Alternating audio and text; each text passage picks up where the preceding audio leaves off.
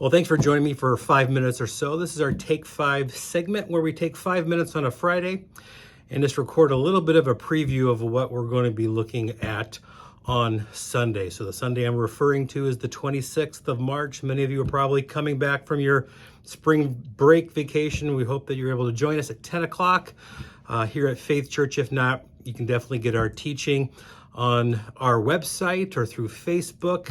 You can kind of get to it through our YouTube page, Faith Church Martinsville. I'm here today with a good friend of mine, Amy Crow. Many of you probably are recognizing her and you're like, this is a little different from our Take 5, and that's all right. And the reason why is because in our teaching series called Living from the Heart, we've been walking through really chapter by chapter, verse by verse, through the letter to the Philippians, the Philippian church. And so this is written by the Apostle Paul. And in the area or the chapter that we're actually going to be discussing, just a handful of verses from chapter 3, Paul discusses how God or Christ moved in his life in a dramatic way. Took him from a place where he had an encounter with the resurrected Jesus, and then how his life was different afterwards.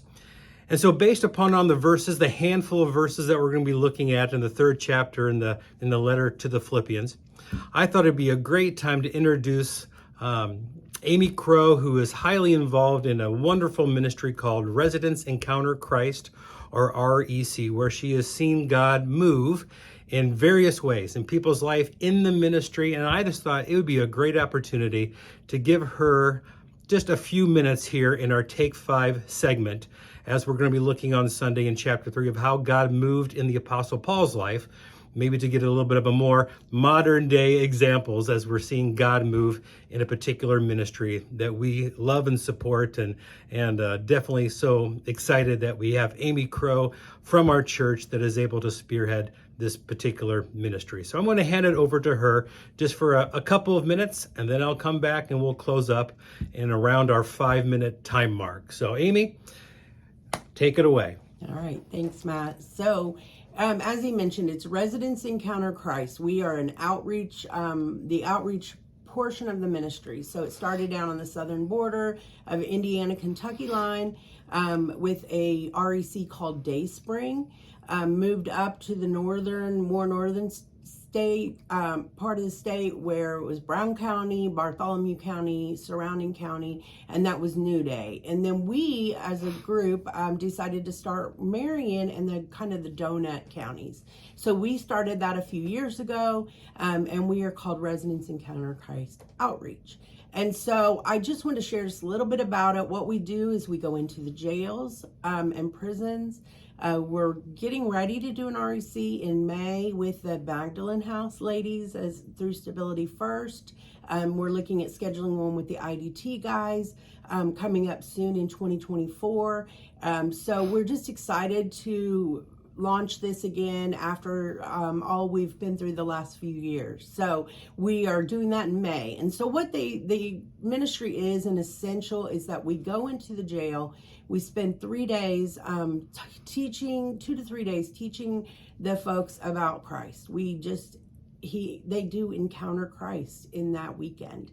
So it's just a nice opportunity. We take a team of about 40 folks, men for men, women for the women, and we just really love on them. We show them God's agape love, and so they come out on a different level. So just a quick story, because we're under that 5-minute mark. So I just want to talk really quickly. First time I went into the jail, we were in Jeffersonville, Indiana, and a young lady came in.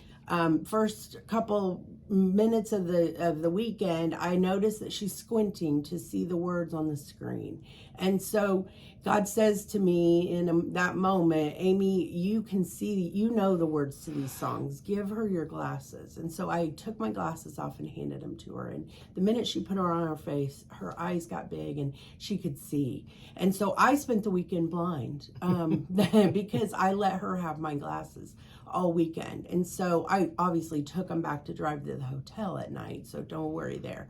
I was chaperoning or chauffeuring some folks. But you know, we got through the weekend and everything was great. And I thanked her at the end of the weekend. Why are you thanking me? She says, because you allowed me to be Jesus for you this weekend. And so we get home, I've got a headache, and I end up calling the local Walmart, long story short, and was able to get a guy that was willing to share with me, told him her name. I just wanted to know what her recent prescription was, if it was able to be filled with a new set of glasses. And when I said her name, he said, oh my gosh, that's my cousin. And so he ended up, we ordered her a pair of glasses. They were only $50.